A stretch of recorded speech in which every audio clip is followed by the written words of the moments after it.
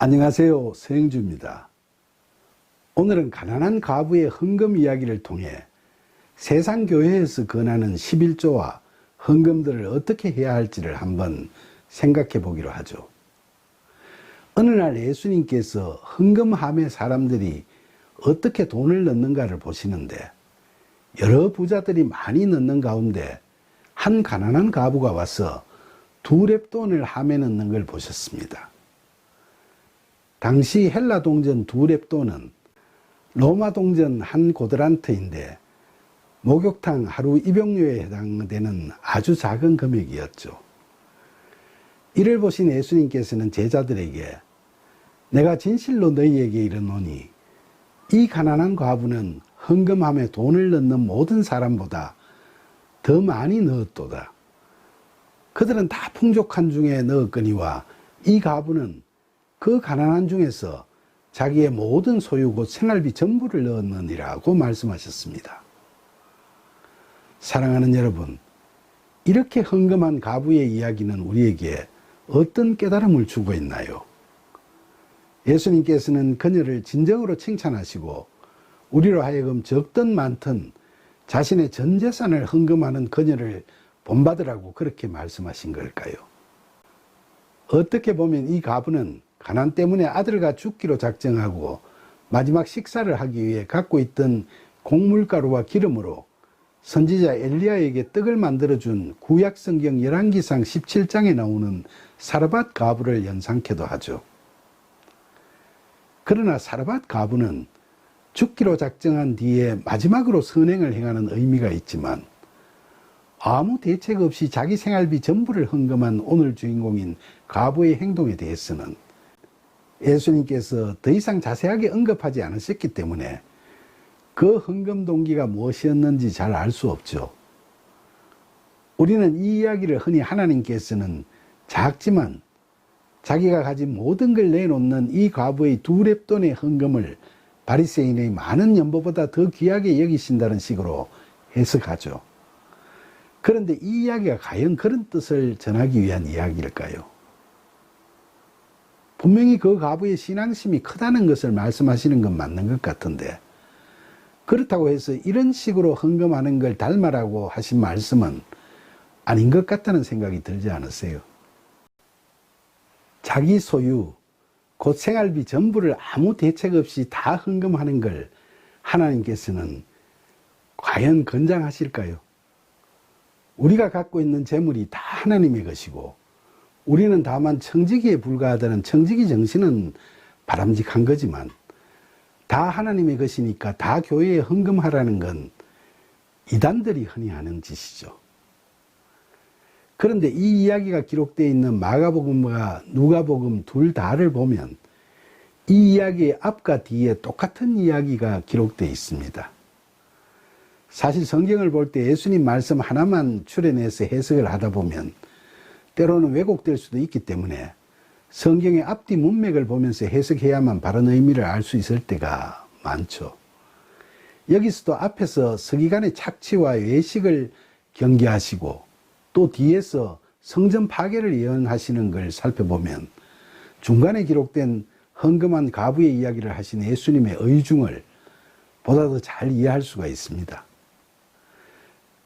당시 서기관은 율법학자로 사람들을 가르치고 사회적 약자를 변호하는 자들이었죠.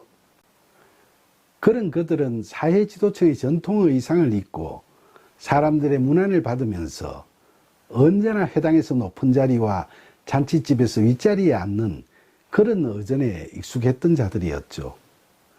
위선적인 그들은 가난한 자를 변호한다고 하면서도 성전 헌금을 요구하는 방식으로 그들의 가산을 삼키듯이 빼앗아 가버렸죠.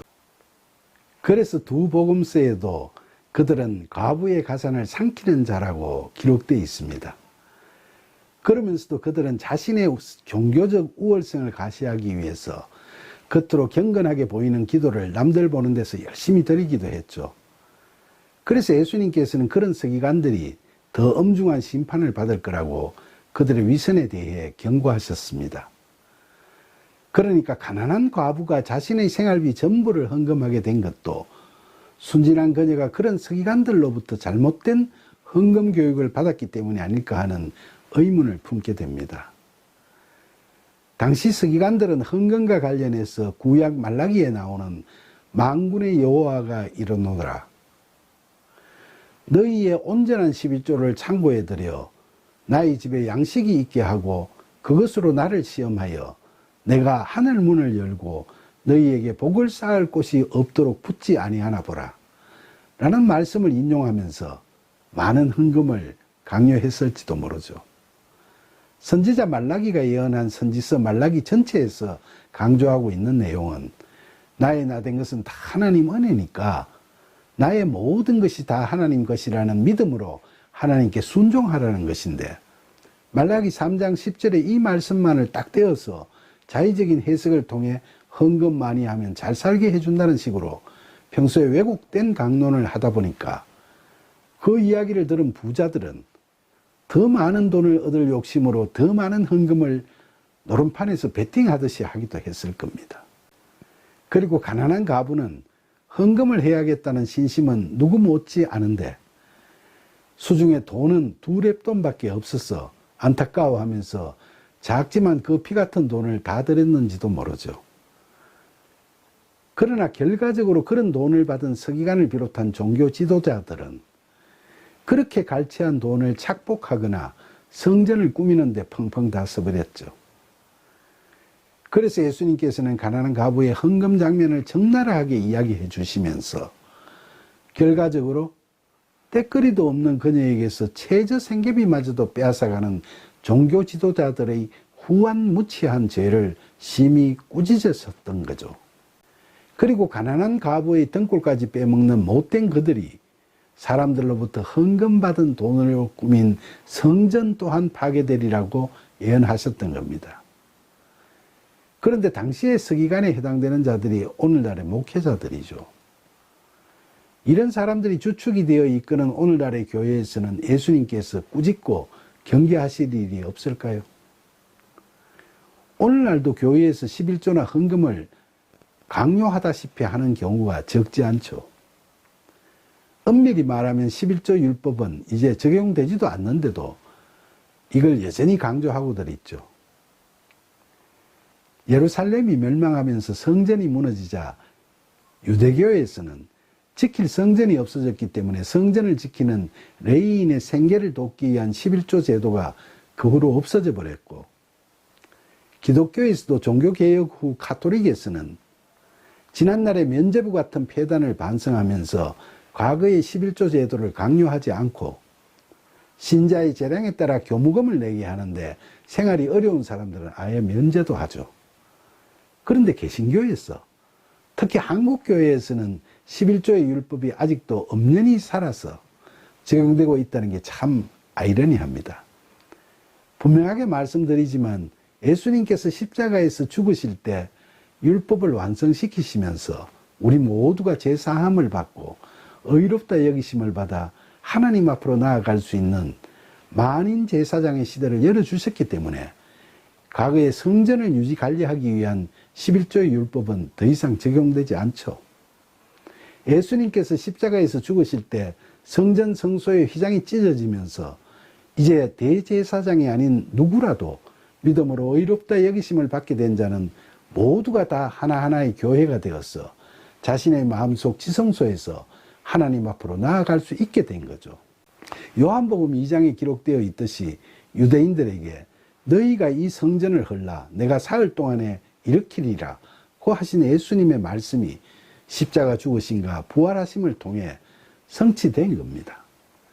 그러니까 오늘날 세상 교회 건물을 예배당이라고 해야 함에도 성전이라고 미화해서 부르고, 이제는 있지도 않은 11조를 억지로 강요하는 폐단은 지금부터라도 시정돼야 하겠죠. 다만 교회 건물인 예배당을 관리하고 교회의 운영을 하기 위해서 신앙 공동체의 구성원인 교인들이 자체적으로 정한 헌금에 관한 룰은 자신들의 형편에 맞게 자율적으로 시행될 수는 있겠죠. 그러나 율법을 빙자해서 교인들에게 불필요한 죄의식을 조장하는 식으로 11조나 헌금을 강요하는 일은 이제 사라져야 하겠죠. 하지만 우리가 여기서 또 반드시 잊지 말아야 할 것이 하나 있습니다. 그건 11조의 율법은 적용되지 않지만 율법 시대 이전에 아브라함으로부터 시작된 11조의 정신은 하나님을 믿는 우리에게 여전히 살아있어야 한다는 사실입니다. 나의 나 된 것은 다 하나님 은혜라는 신앙 고백은 바뀔 수 없는 진리에 대한 고백이고 확신이어야 합니다. 따라서 나의 모든 것은 하나님께 온전히 드려져야 한다는 우리의 믿음과 헌신은 오늘날에도 여전히 요구되고 있는 겁니다. 이러한 생각을 갖고 드리는 헌금은 사도 바울이 고린도 후서에서 권고하는 대로 각각 그 마음에 정한 대로 할 것이요 인색함으로나 억지로 하지 말지니 하나님은 즐겨내는 자를 사랑하시느니라 는 말씀을 쫓아 하는 것이 바람직하겠죠. 그 돈은 자기가 출석하는 교회의 운영을 위한 경비로 사용되어지도록 자기 교회에 헌금을 해도 되고, 자기 교회가 재정이 풍족하면 다른 미자립 교회를 찾아가서 헌금해도 되죠. 또 교회가 아니라도 주변의 불우한 이웃들이나 해외 난민들을 돕는 구호자금으로 헌금하는 것도 좋은 일이죠. 그리고 그런 헌금을 하는 과정에서 부부간이나 부모 자식 간에 갈등이 생긴다면 그건 하나님께서 결코 원하시는 바가 아니라는 걸 잘 아셔야 합니다. 하나님께서 무슨 이유로 우리의 돈 상납을 바라시거나 필요로 하시겠어요? 하나님의 은혜를 기억하고 감사하는 마음을 이웃으로 흘려보내는 의미로 우리가 자진해서 헌금을 하는 게 맞는 거죠. 즐겨내는 것도 형편 따라 하는 겁니다. 여유가 있으면서도 인색하게 하거나 남의 눈을 의식하고 억지로 하지 말고 자기 손이 부끄럽지 않게 하는 게 중요하죠. 사도 바울은 헌금과 관련해서 앞서 말씀드린 권고와 함께 적게 심은 자는 적게 거두고 많이 심은 자는 많이 거둔다는 권고도 하고 있습니다.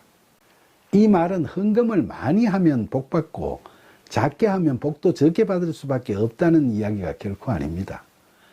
여기서 적게 심은 자는 자신이 내는 헌금에 대한 축복이 많기를 기대하는 자로, 이런 자가 바로 도박판에서 베팅하듯이 헌금을 하는 자들이죠. 그런 자는 적게 거둔다는 말씀입니다.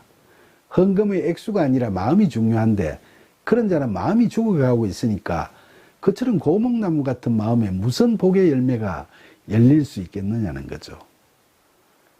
그 반대로 많이 심는 자는 내가 가진 모든 것이 다 하나님 거라는 생각으로 자기 손이 부끄럽지 않을 정도의 돈을 자진해서 즐겨 헌금하는 자입니다.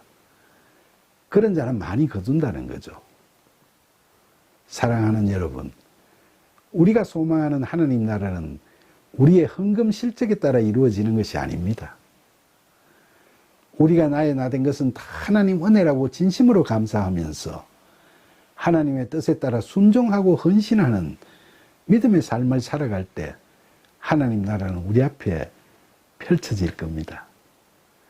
이처럼 늘 감사하는 마음이 충만해져서 오로지 하나님만 바라보고 내 손이 부끄럽지 않게 내 가진 것을 힘든 이웃을 위해 사랑으로 즐겨내는 진정한 나눔의 삶을 아름답게 살아가는 저와 여러분이 되기를 간절히 소망하면서 우리에게 탐욕적 이기심을 누르게 하시고 참된 나눔의 지혜를 주시는 귀하신 예수님의 이름으로 기도드립니다. 아멘.